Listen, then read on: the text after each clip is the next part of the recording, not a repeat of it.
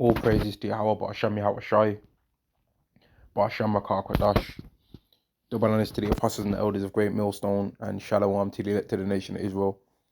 This is going to be a lesson on how the Israelites are going to increase very rapidly when we get into the kingdom of heaven, man. And what made me think of this, I was thinking of this today, and I was thinking of the Tower of Babel, and how the whole world was getting excited that they were all under one speech, man, right? And that they was able to increase a lot because of that, right? But the only nation in the scriptures,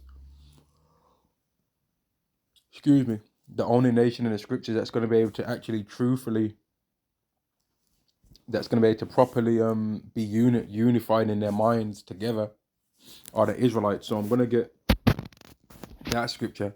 This is Genesis chapter 11 and verse 1. And the whole earth was of one language and of one speech. Now, just being of one language and one speech didn't stop these other nations from being different in their mindset, man. Right? Yet even still with that, they was able to still do a lot of things with that, man. Which is why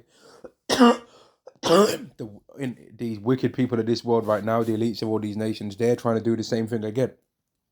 Right? Verse 2. And it came to pass as they journeyed from the east, and they found a place in the land of Shinar, and they dwelt there. And they said one to another, Go to, let us make brick, and burn them thoroughly. And they had brick for stone, and slime they had for mortar. And they said, Go to, let us build us a city, and a tower, whose top may reach unto heaven, and let us make us a name, lest we be scattered abroad upon the face of the whole earth. So they was trying to come up with a name to call themselves,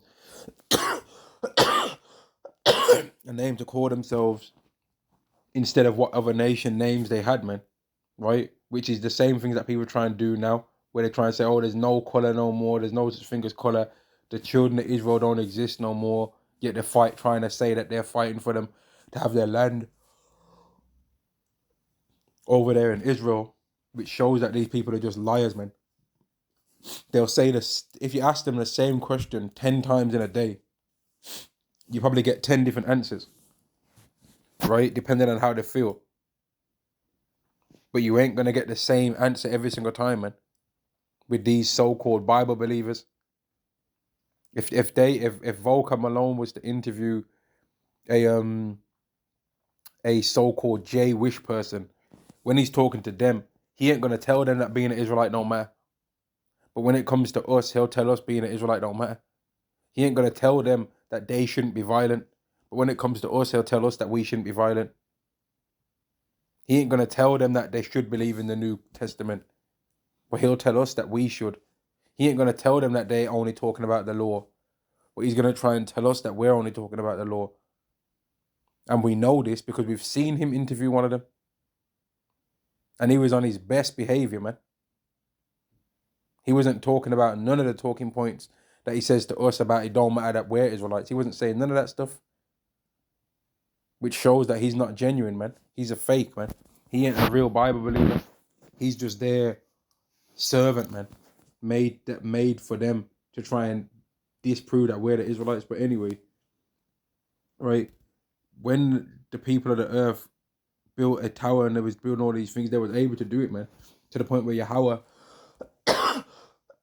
made different languages at that time, showing that there was a power to all the people being of one language and one speech and trying to do something. But that wasn't made for them. That wasn't a thing that's good that they're going to be able to do, man. That's a thing that the Israelites are going to be able to do, right? Yahweh is going to give us that ability, man, to be able to be all in one way together and be able to build ourselves up. No other nation is going to have that privilege, man. Hebrews chapter 8 and verse 10, for this is the covenant that I make with the house of Israel after those days, saith Yahweh. I'll put my laws into their mind and write them in their hearts, and I'll be to them a power, and they shall be to me a people, right? And they shall not teach every man his neighbor and every man his brother, saying, Know Yahweh, for all shall know me from the least to the greatest. Because the Israelites are going to all be in one mindset in that time. So how quick is that nation going to flourish, man? How quick are they going to increase? It's going to be like the twinkling of an eye, man. They're going to vastly increase because every single Israelite is going to have exactly the same moral code. They're going to have exactly the same moral code, and they're going to have exactly the same thought process of building our nation, man, our nation being fruitful and multiplying. And no other nation on the earth is going to have such a great unity among themselves. Deuteronomy chapter 4 and verse 5.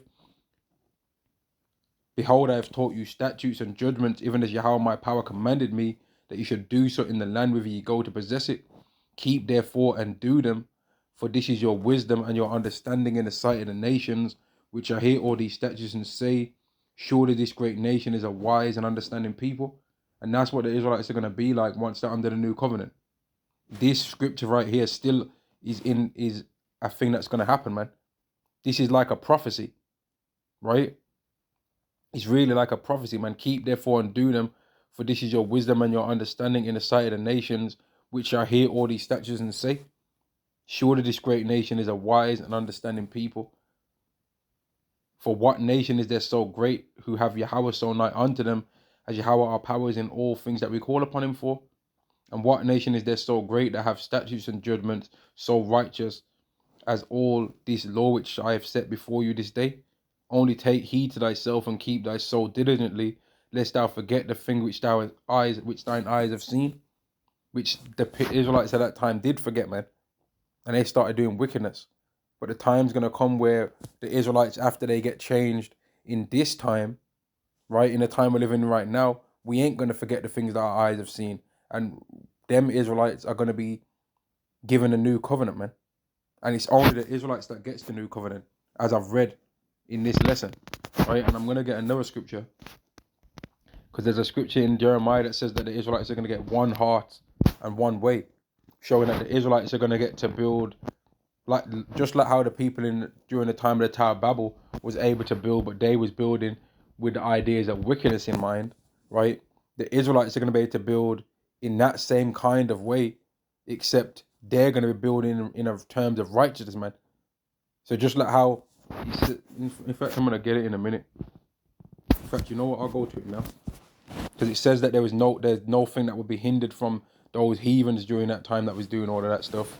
But there's nothing that's going to be kept back from the Israelites to build in that time, man. Right? This is Genesis chapter 11 and verse 6. In fact, verse 5, and Yahweh came down to see the city and the tower which the children of men builded. And Yahweh said, behold, the people is one.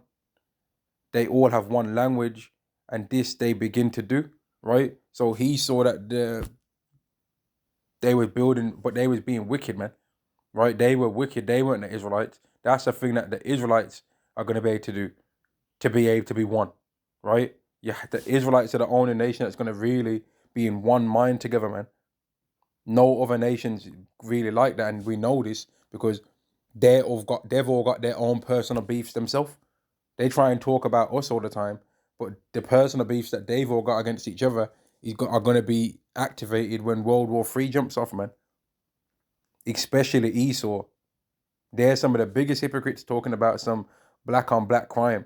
When look at what the hell is going on in Russia and Ukraine. The nerve of them to try and tell us anything when look at what they're doing. But anyway, let me go back to this. And this they begin to do, now nothing will be restrained from them, which they have imagined to do. So when the Israelites, man, when we're under that new covenant, any thought process that we have, anything that we desire that we want built, we're going to be able to do that, man, because we're going to be in complete unity as a nation. Because even these heathens back then, way, way, way back, they were trying to do that, man, since the beginning. They tried to do that, but the Israelites are going to be the only nation that's going to be able to build in that kind of way, man, where the nation's unified completely, and they can just do. They don't. There's no battle about moral code no more. So when the nation interacts with each other, it's all going to be perfect, man. Which is what the heathens tried to do back then, and Yahweh saw to that didn't take place, man.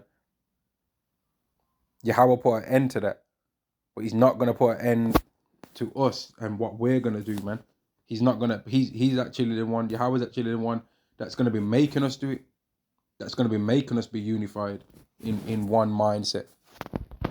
This is Jeremiah chapter 32 and verse 39. And I will give them, in fact, let me go verse 37. Behold, I will gather them out of the countries. And this is talking about the Israelites, which I have driven out, which I have driven. Let me read it again, Salaki. Let me slow down, man. Jeremiah chapter 32 and verse 37.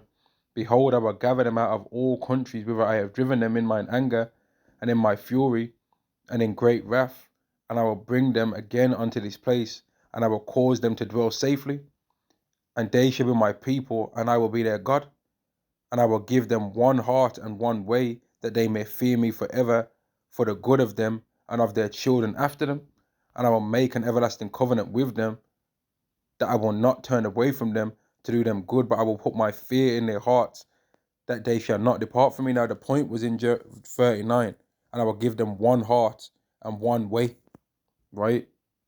They're going to have one heart and one way, one mindset together, man. Now that doesn't mean that every single Israelite is going to be a template of each other, but every single Israelite is going to be roughly a template of Yahweh Shai. But obviously we know that that's not talking about the image completely, because there's women in the nation, and the women are not going to look like Yahweh Shai, right? It's talking about in terms of righteousness and the being in a perfect way. When it talks about how we're going to be made like unto Yahweh Shai's image in Philippians 3 and 21, right? But I thought I'd just mention this point, man, because it's a thing that's quite a beautiful thing to think about, man, that the Israelites are going to increase fast because we're going to have a unified mind, man, in the kingdom. Shalom to the nation of Israel.